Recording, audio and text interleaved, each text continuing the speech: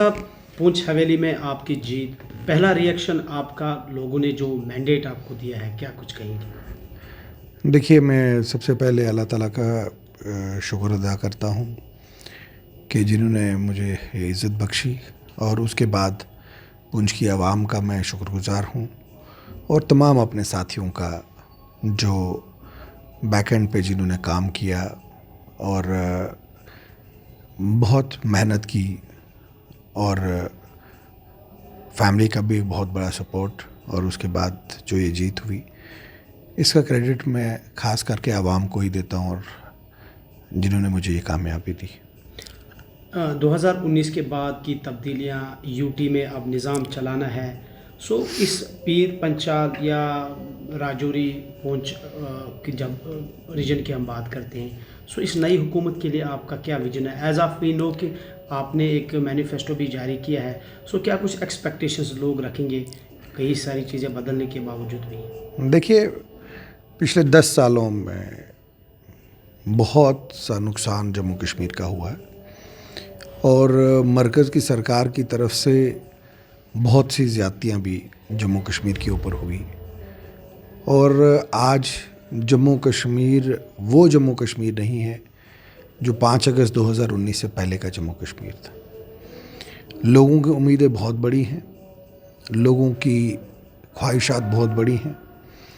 National conference को उन्होंने अपना एक नुमाइंदा बना के भेजा है कि नेशनल कॉन्फ्रेंस जो है वो हमारी लड़ाई लड़ेगी, क्योंकि नेशनल कॉन्फ्रेंस पीसफुल तरीके से जम्मू कश्मीर का हल निकालना चाहती है, जम्मू कश्मीर के नौजवानों का हल निकालना चाहते हैं। और हमने भी अपने इलेक्शन में, अपनी कैंपेन में, मैंने नौजवानों के साथ बात की, और हमारा जो कैंपेन था उसमें मैक्सिमम जो हमारी पार्टिसिपेशन थी वो यंग लोगों की थी। और यंग लोग ये समझते हैं कि नेशनल कॉन्फ्रेंस उनका कल बेहतर बना सकती है। तो हमें सबसे पहले जो है जम्मू कश्मीर की जो पहचान खो गई है, उस पहचान को वापस लाना है। उसके लिए एफ़र्ट्स कर रहे हैं। उसमें स्टेटहुड हो, हमारे लैंड रिफॉर्म्स हो, हमारे हकूक़ हों, और सबसे बड़ी चीज़ हमारे नौजवानों का जो उनका जॉब गारंटी हो, काम हो, रोज़गार उनको मिले। हमारे जो बिज़नेसमैन हैं उनके बिज़नेस को प्रोटेक्शन मिले। हमारे जो एम्प्लॉयज़ हैं उनकी मुलाजमत पे उनको प्रोटेक्शन मिले। और सबसे इम्पॉर्टेंट जो मीडिया है उसको भी फ्रीडम मिले।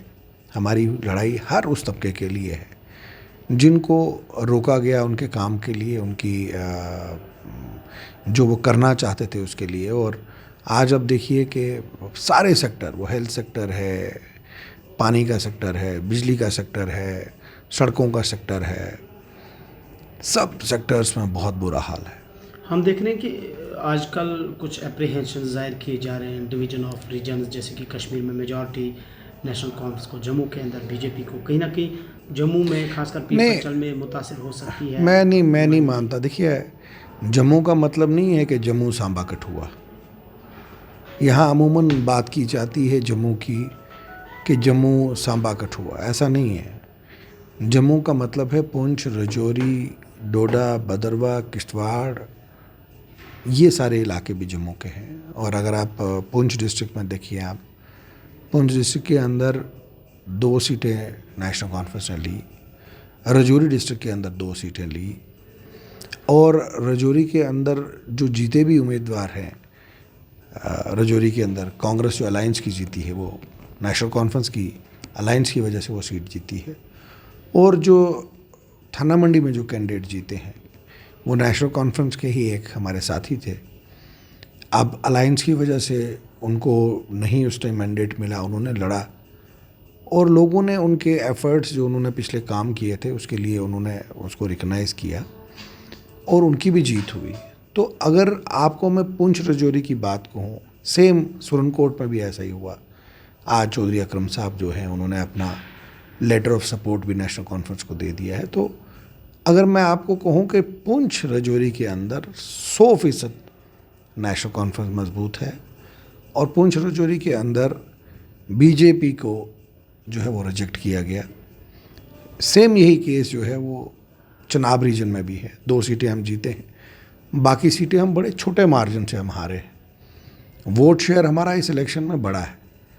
तो जम्मू बीजेपी का नहीं, आप कह सकते कि जम्मू में बीजेपी का है। हाँ, अगर बीजेपी 3 डिस्ट्रिक्ट्स को ये समझती है कि ये जम्मू है तो उनको उनकी खुशी मुबारक है।